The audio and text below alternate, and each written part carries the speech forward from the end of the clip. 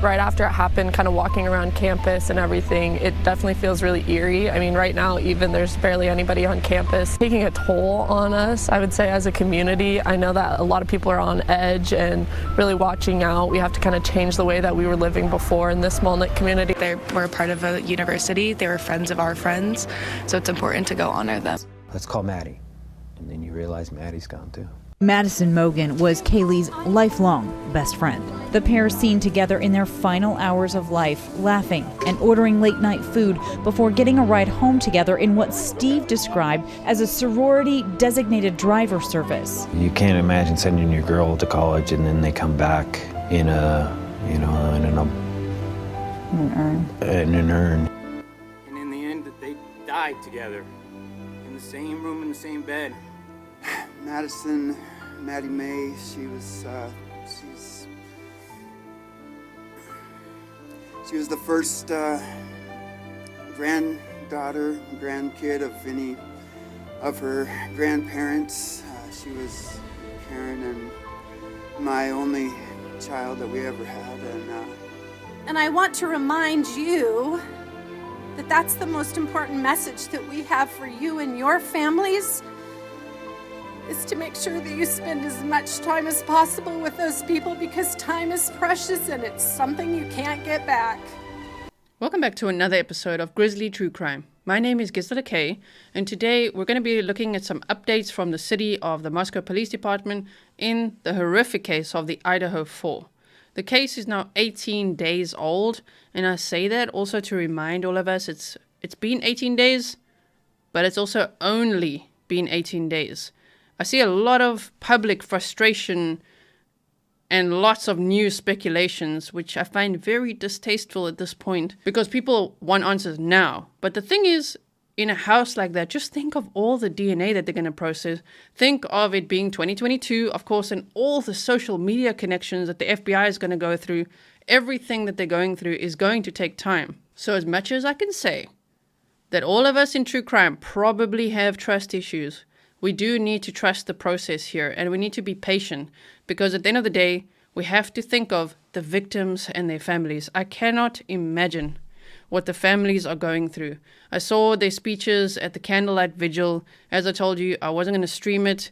I find it really sad that there were content creators there streaming it and expressing frustration over not being able to get to the families and interview them, because it comes across as like trying to get like a money shot, even if that's not the intention, it just doesn't come across right. We have to respect boundaries in every true crime case, and we have to remember why we do what we do. For me personally, I'm not here to solve a case. I don't see myself as an armchair detective or a sleuth or anything like that. I see myself as more like an investigative reporter, if you will, and I'm just reporting the facts and sharing the tip line so that we can maybe help. But at this point, I'm seeing the trend online in all these groups discussing the case on TikTok. I mean, there's things on Reddit. There's so much going on online right now. The speculations have gotten really, really ugly. So I really feel for everyone whose names are being mentioned there. I mean, it's gotten so ugly that people are now starting to turn on the families themselves and saying that one of them did it. I mean, no, my heart is already broken, and my heart breaks even more for these families.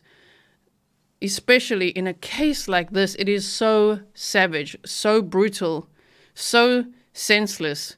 And yet, what kind of monster is this? When they catch this guy, I'm pretty sure we're all going to be surprised of what a little wimp this will really be, Anyway, before I digress too much, let's just stick to the facts. Let's do our best to continue to share information that could be helpful. And please remember, in what I just said as well, I'm not here to solve the case. Do not send me tips. You got to send those tips in to the police. The tip line is always provided in the description box of every video of this case that I'm covering, and many cases that have a tip line. I will, of course, always share that. So please send your tips over there, because I'm getting flooded with emails of everybody's theories of everything. Some are also really triggering and really graphic. And if you really have a tip and you really think it could help, please send that into the tip line. So again, it's going to be in the description box. I'm going to put it there for you. And I hope that if you live in the area, that you continue to remain vigilant, you stay safe. always walk in groups, don't walk alone at night, and all that kind of stuff. And report anything, like we've seen on the civic reports. People are reporting their door was found open, an alarm went off. Just strange things or little changes that happen. Of course, everybody is on high alert, and they should be, because this killer is incredibly dangerous, even though it might turn out to be a complete wimp. I also can't imagine what the 2 surviving roommates, or I should say unharmed roommates, are going through at this time. So a lot of people are saying, well, they haven't come forward, they haven't done interviews, they're not talking. But if you were them, would you? If you went through such horrendous trauma, I actually see more empathy for Murphy the dog than I see for the unharmed roommates. They're like, shame what Murphy saw with those eyes, what Murphy has been through. But like, what about the roommates? So these kids all went to college together. I mean, they moved in together into this off-campus home, a beautiful home. It was a very popular student house. I mean, it would be one of those houses that you would just dream of being in at some point. They had beautiful rooms, a lovely view. I mean, this is just horrendous. I believe that the police are getting closer now to releasing the crime scene, as they say, which I don't know what that means then. Is someone going to live in that house again? Can you imagine living in that house? Oh my word, I'd be so terrified. Speaking of which, side note, I saw that Chris Watts' house has now been sold to the Miller family, they say. And I think that's very brave, to fill that home with love and, plant new flowers and do their best to give it new energy. At this point in the Idaho case, I'm like, ooh, it's just so raw and it's so soon. I don't know what's going to happen with that house. It's kind of scary now to think of it, right? So let's go over some of this. They say clarification. Conflicting information has been released over the past 24 hours. The Latah County Prosecutor's Office stated the suspect specifically looked at this residence and that one or more of the occupants were undoubtedly targeted. Now, in 2 separate interviews, the lead prosecutor, Bill Thompson, I think his name is, Brian Enton interviewed him, and he told Brian Enton, well, targeted was probably a poor choice of words because maybe the person was just targeting the house and not actually any one of the occupants. But then, in an interview with a reporter from KTVB, that same prosecutor, within 24 hours, told him that he believes one or more of the occupants were targeted. So I don't know why there's conflicting stories like that. Is it based on the types of questions being asked? Is it being misconstrued in any way? Or why are there these different stories? We've also seen the same thing with the coroner. Where the coroner initially said they were all found in their beds, and then later backtracked and said, well, that can't be confirmed. We can't say if they were even on their respective floors. I think now, even though it was more a slip of the tongue from a grieving father at the candlelight vigil, the candlelight vigil was so hard to watch. I feel so terrible for these families. Kaylee's dad said he hasn't even been able to really grieve yet. He's still in fighting for justice mode. And in making a beautiful speech, especially about the friendship between Maddie and Kaylee, he did say that they were found in the same bed. So maybe that's what the coroner was implying. Maybe not on their respective floors or in their respective bed, you know what I mean? So it could be something like that. I mean, that in itself is a horrendous thought, with Xana and Ethan in one bed and then Maddie and Kaylee upstairs in a bed too. I mean, this killer was absolutely savage. I also see there's a few reports out there now from former professionals that work for the FBI and things like that that are saying that the suspect did not leave any DNA behind. I don't know. So it went from the suspect not popping up on CODIS, which one could expect. They don't often, right? And now there's reports of there being no DNA of the suspect, which I find that quite odd to say, because the people that are saying this are not currently working the investigation. It's kind of like, let's say, a former FBI agent or a former law enforcement agent just sharing their opinions and thoughts on this case. So I don't know if it is just opinion and thought and it's being said as fact, or if they factually know that they have not got any DNA from this killer. I think that it's probably the first option, right? So we'll have a look at an update in a moment. I just want to finish reading this to you. So they say, we have spoken with the Latah County Prosecutor's Office and identified this was a miscommunication. Detectives do not currently know if the residents or any occupants were specifically targeted, but continue to investigate. And then there's also more updates here where they say there have been media questions about a September 12th, 2022 incident regarding an argument between a group of people walking on the University of Idaho bike path and a cyclist. It was reported that during the confrontation, the cyclist displayed a folding knife. Both parties dispersed and there were no injuries. The cyclist turned himself in to police. The case was investigated and misdemeanor charges were referred to the Moscow City Attorney's Office. There is no connection with the individual involved in this incident and the current murder investigations. So that clears that up as well. The September 12th attack wasn't even an attack. Someone flashed a folding knife. Has nothing to do with, according to law enforcement, with this murder case. Regarding the interview with Latah County Prosecutor Bill Thompson, we feel his responses were messaged to support the implication that new information had been released. Specifically, generalized statements regarding the potential of targeted victims and the involvement of drugs were redefined into an affirmative answer. At this time, there is no change or new information in this case, and references otherwise would be inaccurate. And that's important to remember. Because as I say, the rumor mill, it's going strong. It's getting horrendous. Boundaries are being broken in every which way. And we have to be careful with what we report on. And especially at this point in the case, I think it's going to be the best, as always, to stick to the bullet points. Just stick to the facts, right?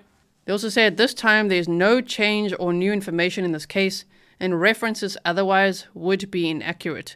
We ask the public to refer to the Moscow Police Department website for any updates on the investigation. So I would say that that's very important at this point to always make sure, go and check the City of Moscow Police Department's Facebook page, go and check their website, see what's actually been updated, who's been cleared, all that kind of stuff, because it definitely helps to debunk a lot of the rumors out there. Of course, then they share the tip line, which I put in the description box. You can either call 208-883-7180, or you could email the tip line at ci.moscow.id.us. And then digital media could be sent to fbi.gov/Moscow, Idaho. I myself sent something there today because I just found a very, very strange connection on social media, especially to Kaylee. And I was just like, yeah, I think this one I'm going to send in. Oftentimes in cases, if I've got something that I feel like, oh my word, I need to send this in case no one has, then I'll send it in. They say at this time, no suspect has been identified and only vetted information that does not hinder the investigation will be released to the public. There is speculation without factual backing, stoking community fears, and spreading false facts. We encourage referencing official releases for accurate information and updated progress. All press releases and information related to the case are available. They've got a link there, #MoscowPD. Now, I don't know if you remember, I mentioned earlier another case. Remember when we were looking at all these other cases and could there be a connection? There was this case of Xana Kernodle passing away allegedly in her dorm room on February 24th, 2022. But her cause of death was not listed. You couldn't really figure out like what happened to her. I see now that there are comments on this post here. And Hannah's father, Scott, said, I am Hannah's father and have read the autopsy report and spoken with the coroner and investigating officer. Hannah died from an overdose of an over-the-counter sleep medication. There's no evidence of foul play.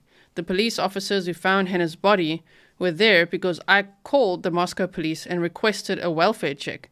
She died on the 24th and was found on the 27th. Please respect my family's privacy and honor Hannah's memory. This is also a good example of family watching the case coverage. So please always keep that in mind when you're making comments, or if you're in a live stream chat, or if you're commenting on my videos or any other content creators' videos. Just know that family is probably watching, and we want to do our very best to keep the comments kind and respectful to the victims of crime and to their families. Okay, and in this article they say Idaho police say first crime lab results received after student murders.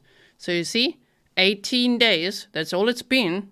Some people are like, oh my word, it's already been 18 days. But I don't know, in my mind, in true crime, it's been only 18 days. There's a lot to process, as I say. So they say the first crime lab results have been received. Moscow, Idaho. More than 2 weeks after 4 University of Idaho students were brutally murdered at an off-campus residence, investigators say they have begun receiving results from forensic testing at a crime lab. I do know that each type of testing, some take longer than others, and I also do know that there have been results that have been returned, and those go directly to the investigators. So that way they can help, again, paint that picture as we keep talking about. Idaho State Police Communications Director Aaron Snell told Fox News Digital on Wednesday. Snell declined to comment on whether DNA that did not belong to the 4 victims or 2 surviving roommates have been found at the scene. So see, it's kind of like them saying they did not confirm that foreign DNA was found there is now being interpreted with this broken telephone type thing that goes on of, oh my word, they don't have his DNA. We don't know that yet. More than 100 law enforcement officers from the FBI, Idaho State Police, and Moscow Police Department continue to sift through 113 pieces of physical evidence, 4,000 crime scene photos, 488 digital media submissions, and other clues as they investigate the quadruple homicide. 5 vehicles were towed away from the 3-story home on Tuesday for further evidence gathering. I do want to correct myself because I was saying I think the red Jeep is Dylan's, but you guys all saying it's Ethan's. If you have confirmation of that to show me so that I can see it myself, please send it to me. The reason I say that is because in Dylan's social media posts, I just remember seeing the steering wheel and then the Jeep logo, which is why in my mind it's like, okay, Dylan, boyfriend, Jeep. So I am sorry if that's incorrect. From what I initially heard, the Jeep was Dylan's, the white car was her boyfriend's, the Range Rover, of course, Kaylee's, and then I think that blue car, that one was reported as either being Maddie's or Ethan's or one of the roommate's friends, but I'm not too sure. If you know exactly whose car is who, let me know. But my apologies if the red Jeep is not Dylan's and it is in fact Ethan's. So yes, the 5 vehicles were towed away from the 3-story home on Tuesday for further evidence gathering. Scientists from Idaho State Police Forensic Services have been working 24/7 in the lab to try to get results as quick as possible, Snell previously said. Authorities have not identified a suspect in the case or located a murder weapon, though police believe the attacker used a fixed-blade knife. Now, I don't know if you guys remember I mentioned this channel before, Johnny Law, who did a really good display of the layout of the house using a glow pen. Kicked my pen's ass, that one. But it was really, really good. So if you haven't checked it out, I'm going to link it below for you. But he actually made a video recently as well that I watched this morning. And in it, he was answering everyone's top questions. He's former law enforcement, right? Now, one of the questions was, how would the police know that a fixed blade knife was used? And he actually made a really good point because, trigger warning, trying my best not to be graphic, because a fixed blade knife, like the K-bar knife or combat knife we looked at, has a hilt, right? So there's the handle and then a hilt and then the blade. So if someone is using that, then that hilt could make bruising marks on the victim's body, if you know what I mean. Go and watch his video so you can see the pictures he shows and how he explains it from a law enforcement perspective. But that actually made a lot of sense to me. I was like, oh, okay, that's how they know. Because otherwise, how do they know that it isn't a foldable knife, a steak knife, any other knife? How do they know it's a fixed blade knife? Well, with the bruising that can happen from the hilt, that would make sense to me. The 4 victims, Xana Kernodle, 20, Ethan Chapin, 20, Maddie Mogen, 21, and Kaylee Goncalves, 21, were all stabbed multiple times, and some had defensive wounds. Steve Goncalves, Kaylee's father, previously said that the killer made a mess. They're going to have to go through that point by point, and that's going to take a lot of time, he told Fox News, which is what the police told him. That's why they reached out to other facilities to help them with the lab work. Now, also on Kaylee's dad, he was recently asked on a Good Morning America interview about this alleged stalker. And we saw the interview where it was Kaylee's dad and siblings. And when asked about the stalker, the answer then, mostly from Kaylee's sister, was no, she would have told us about that. She would never keep something like that from us. So that was kind of debunked. But now, when Kaylee's dad was asked just by himself, did you know about a potential stalker? He said, yes, she did complain about that. So that was interesting as well. So it seems like that is back on the cards of a possibility of someone stalking Kaylee before these murders took place. Would it be linked? I don't know, but there is a possibility. It's a little less likely in my mind because this person killed 4 people. They didn't go into the home and attack then their target. They killed 4 people. This case is really like one straight out of a horror movie or a slasher movie, and I'm not going to be surprised if this person was inspired by stuff like that. Snell noted this week that collection of evidence at the home is coming to a conclusion, but police continue to appeal to the campus community for information on any odd or out of the ordinary events that took place around November 13th. Your information, whether you believe it's significant or not, might be a piece of the puzzle to help investigators solve these murders, Moscow police said recently. I think I'm going to end the episode with this right here where they say, victims' families urge love, kindness as Idaho campus mourns. Boise, Idaho. As hundreds of students mourn together inside the University of Idaho's stadium Wednesday night, family members of 4 slain classmates urged them to raise their eyes from grief and focus on love and the future. The only cure to pain is love. It's the only thing that's going to heal us. It's the only thing that's going to heal you. Steve Goncalves, the father of Kaylee Goncalves, told the crowd gathered at the Vigil. That'll make a difference, and that's something they can see where they're at right now. That you change your life a little bit, that you're a little bit nicer, a little bit kinder. Some in the crowd held each other and wiped their eyes as they remembered Kaylee Goncalves, 21, of Rathdrum, Idaho, Maddie Mogen, 21, of Coeur d'Alene, Idaho, Xana Kernodle, 20, of Post Falls, Idaho, and Ethan Chapin, 20, of Mount Vernon, Washington.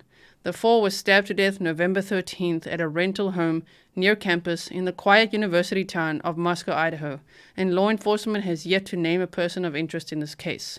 Fears that the killer could strike again has prompted many students to finish the semester by taking online classes from the perceived safety of their hometowns.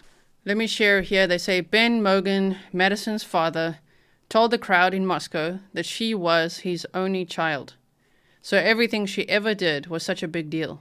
Talking about Maddie was his pride, Mogen said, and the two loved attending music concerts together. When I would meet people ever since she was born, and they would say, "Tell me about yourself," the first thing I would say is, "I have this daughter. Here's a picture of her.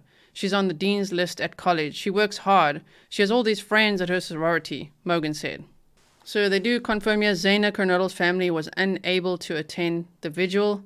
Of course, we know that her mom is also currently in jail for drug charges and things like that. So, of course, she couldn't make the vigil, and the rest of her family also weren't able to attend. They say, now, despite the terrible circumstances of Ethan's death, the family is eternally grateful that we spent so much time with him, Chapin said. That's the most important message we have for you and your families. It's make sure that you spend as much time as possible with those people. Because time is precious, and it's something you can't get back, Chapin said. So those are all the little updates I have for you for now. I will keep you posted if there's any more information coming out about this case. Thank you so much to everyone who's recently subscribed to this channel. I really, really appreciate you being part of this community. Here, we are very passionate about protecting and fighting for justice for the victims of crime and their families. Thank you so much to all my supporters, to everyone who's made it over to Patreon.